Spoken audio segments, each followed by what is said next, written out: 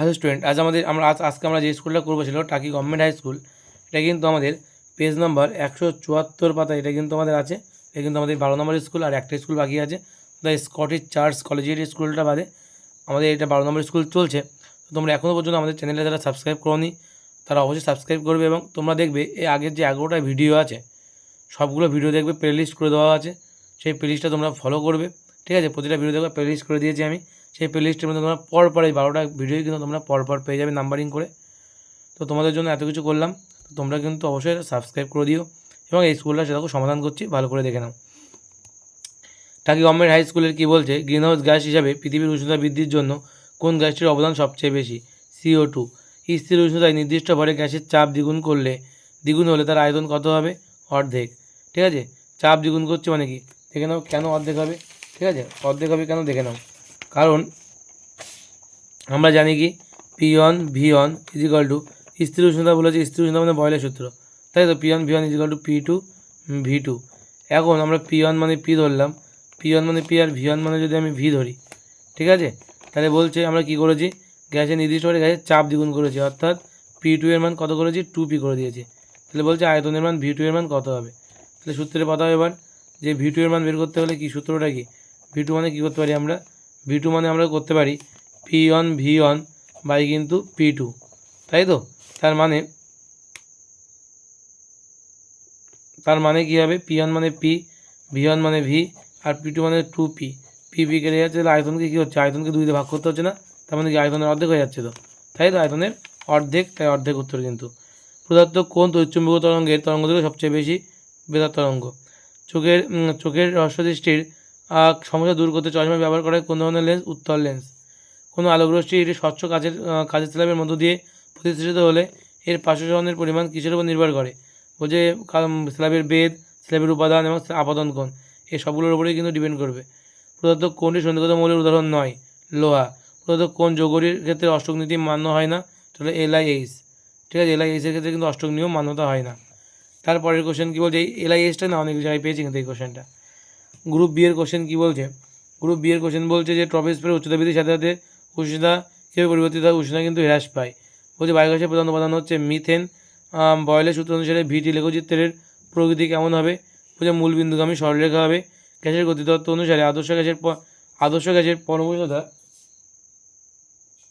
কিসের উপর নির্ভর করে? পরমউষ্ণতা কিসের উপর নির্ভর করে?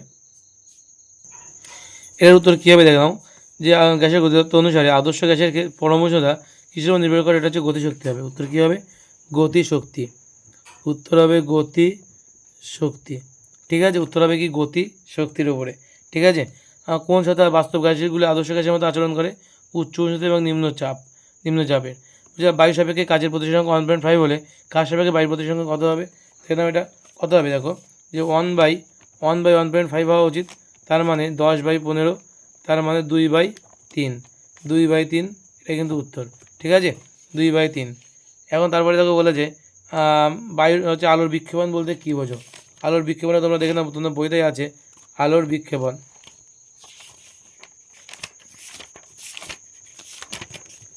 আলোর বিক্ষেপণ কাকে বলা হয়? ঠিক আছে, এই দেওয়া আছে আলোর বিক্ষেপণ সংজ্ঞাটা, এখান থেকে একদম এই পর্যন্ত মুখস্থ করতে হবে। ঠিক আছে, আলোর বিক্ষেপণের সংজ্ঞা। নেক্সট কোশ্চেন বলেছে, এটা পেজ নাম্বার কত? পেজ নাম্বার হচ্ছে তোমার 54, ভট্টাচার্য ব্রাদার্স। তারপর যে লেন্সের আলোক কেন্দ্রের সংজ্ঞা দাও। লেন্সের আলোক কেন্দ্রের যদি সংজ্ঞা দিতে বলা হয় তোমরা কী লিখবে দেখে নাও। লেন্সের আলোক কেন্দ্র, এই যে লেন্সের আলোক কেন্দ্র, আগে অনেকবার কিন্তু এই কোশ্চেনটা এসছে, এখান থেকে এই অবধি তোমার লিখতে হবে লেন্সের আলোক কেন্দ্রের সংজ্ঞা। ঠিক আছে, এটা হচ্ছে লেন্সের আলোক কেন্দ্রের সংজ্ঞা। নেক্সট কোশ্চেন কী বলছে দেখো, নেক্সট কোশ্চেন বলছে কোন ক্ষেত্রে স্নেলের সূত্রটি প্রযোজ্য হয় না? বলছে লম্ব আপতনের ক্ষেত্রে কিন্তু স্নেলের সূত্রটি প্রযোজ্য হয় না। ঠিক আছে, তারপর বলেছে Mg আর এল এর মধ্যে কোন পরমাণুটির আকার ছোট? অ্যালুমিনিয়াম। কোন বিজ্ঞানী প্রথম সমযোজী বন্ধনের ধারণা দেন? জে.এন. লুইস। কে? জে.এন. লুইস। C2H4 যৌগে কার্বন পরমাণু দুটির মধ্যে কী ধরনের সমযোজী বন্ধন বর্তমান? দ্বিবন্ধন বর্তমান।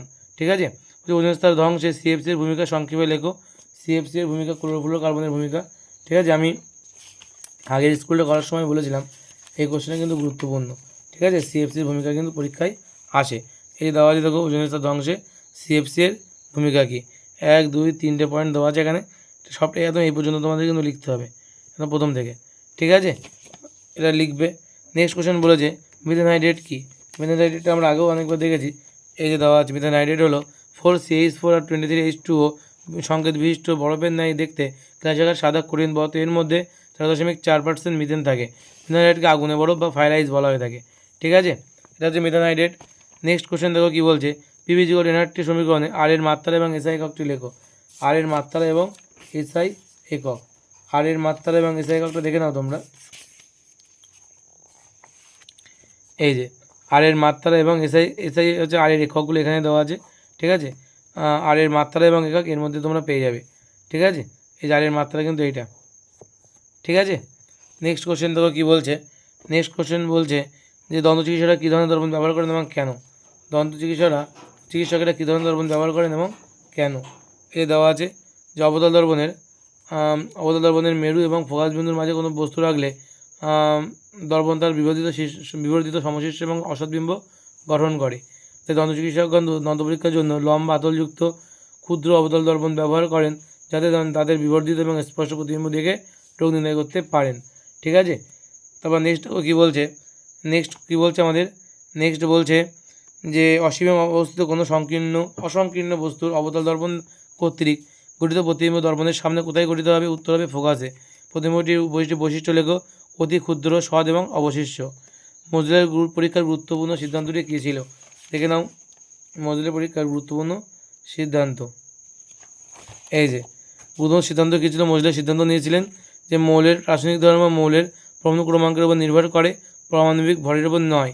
তাই পারমাণবিক ভর সংখ্যা বা পরমাণু ক্রমাঙ্কের ভিত্তিতে 75 সূত্র বা 75 সারণী বর্ণনা করা হয়, ঠিক আছে। নেক্সট কোশ্চেন কী বলছে দেখো, নেক্সট কোশ্চেন বলছে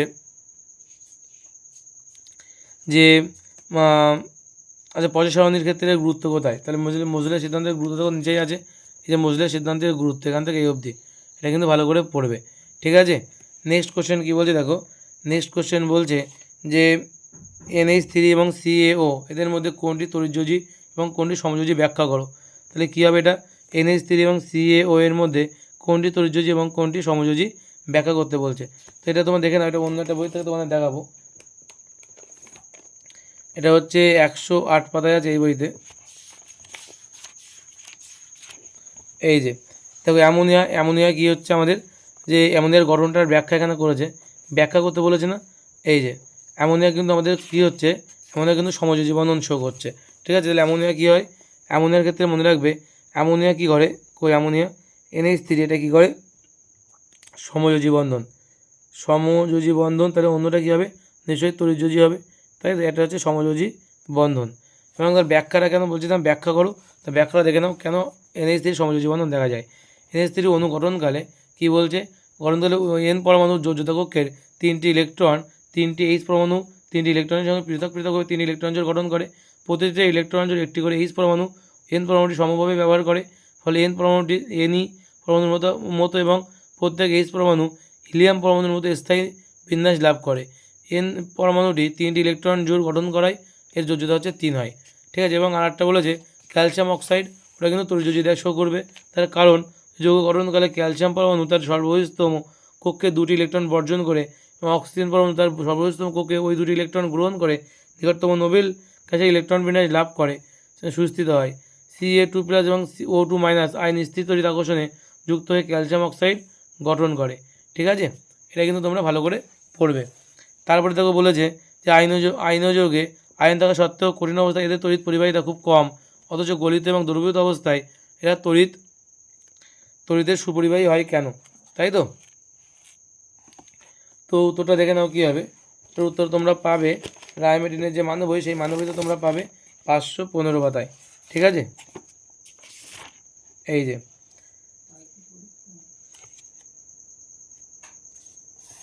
এই উত্তরটা তোমরা পাবে এখানে, আয়নযৌগগুলি গলিত জলে দ্রবীভূত অবস্থায় তড়িৎ পরিবহন করে, কিন্তু কঠিন অবস্থায় এরা তড়িৎ পরিবহন করে না কেন। এখান থেকে এই অবধি কিন্তু তোমার উত্তরটা লিখতে হবে, ঠিক আছে। উত্তরটা দেখে নাও ভালো করে, ঠিক আছে, এটা কিন্তু তোমরা লিখবে, ঠিক আছে। তারপরে বলেছে দুটি ভৌত ধর্মের সাহায্যে সোডিয়াম ক্লোরাইড এবং ন্যাপথলিনের মধ্যে পার্থক্য লেখো। দেখে নাও উত্তরটা কী হবে। দেখে নাও NaCl এবং সোডিয়াম ক্লোরাইড এবং ন্যাপথলিনের মধ্যে পার্থক্য কী কী আছে। পার্থক্যগুলো তোমরা দেখে নাও। প্রথম বিষয়টা কি দ্রাব্যতা। তো দ্রাব্যতায় কী বলছে, দ্রাব্যতায় বলছে যে NaCl জলে দ্রাব্য আর ন্যাপথলিন জলে অদ্রাব্য। আর গন্ধের বিষয়ে যদি NaCl এর কোনো গন্ধ নেই, আর ন্যাপথলিনের একটা গন্ধ বিশিষ্ট। তোমরা জানো ন্যাপথলিনের একটা গন্ধ আছে, ঠিক আছে। এটা কিন্তু এদের মধ্যে দুটো পার্থক্য লিখতে বলেছে। এই যে দুটো পার্থক্য লিখে দিলাম, ভৌত ধর্মের পার্থক্য, ঠিক আছে।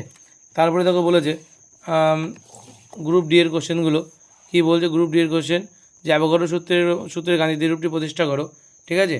আর শুষ্ক বায়ুর চেয়ে আর্দ্র বায়ু হালকা হয় কেন। দেখে নাও উত্তরটা কী হবে।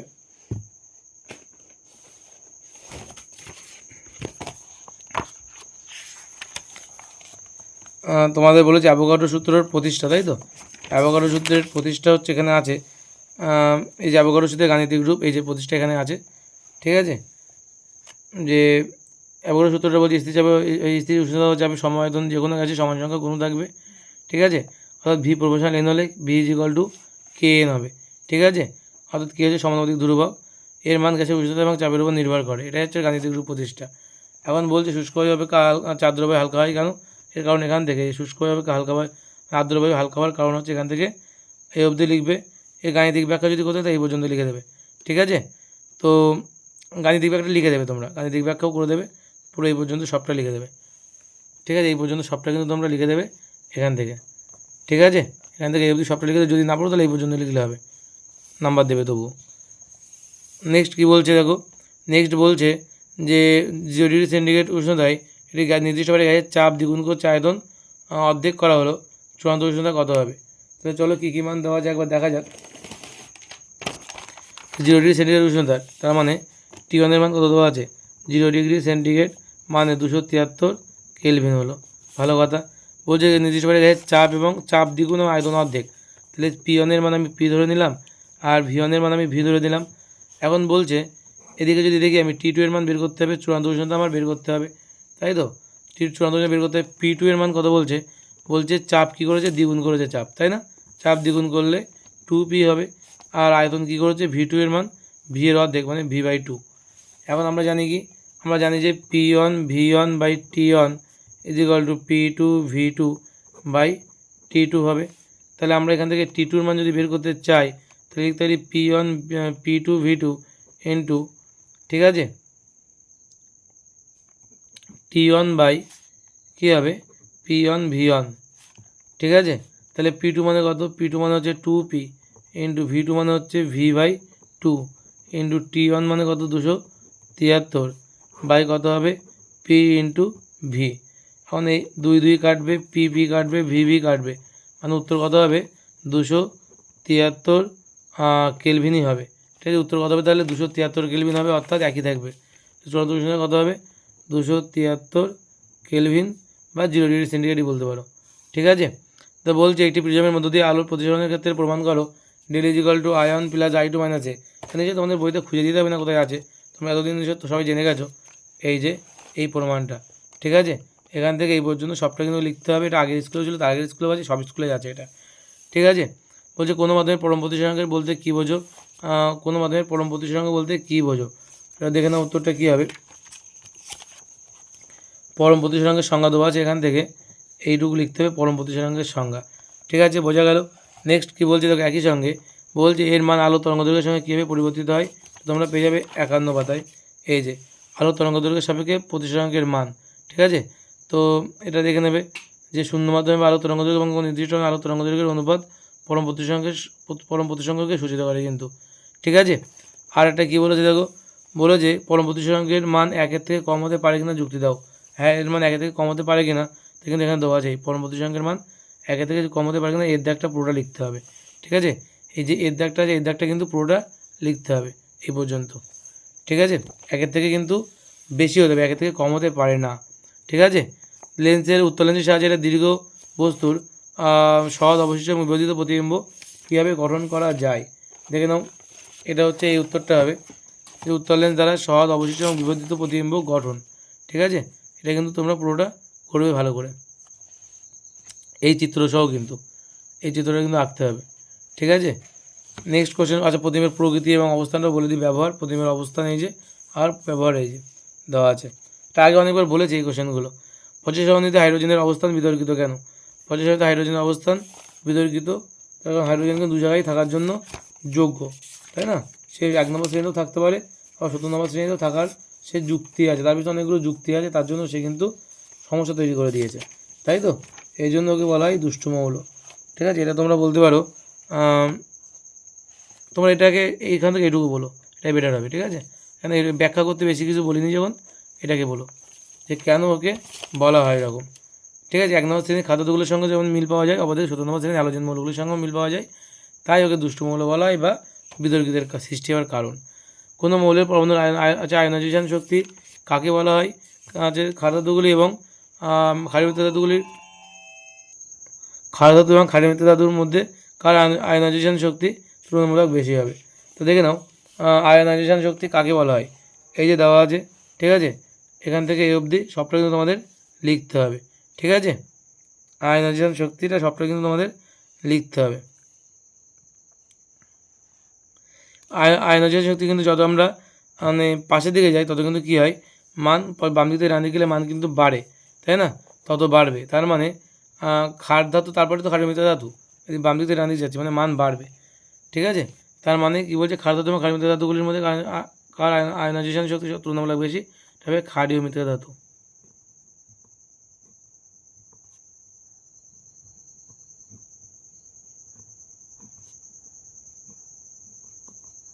ঠিক আছে, আর আমাদের লাস্ট 13 নম্বর স্কুলটা আমরা নেক্সট দিন করবো। ঠিক আছে, তোমরা এর আগে পর্যন্ত যে পর্যন্ত করালাম তোমরা সবগুলো কিন্তু খুব ভালো করে দেখবে, দেখার পরে আমাদের অবশ্যই কমেন্ট করবে। ঠিক আছে, জানাবে তোমাদের কেমন লাগলো প্রতিটা ভিডিও, লাইক কমেন্ট শেয়ার অবশ্যই করবে, সাবস্ক্রাইব করে দেবে। ঠিক আছে, তো চলো আজ এই পর্যন্ত থাক, দেখা হবে নেক্সট ভিডিওতে।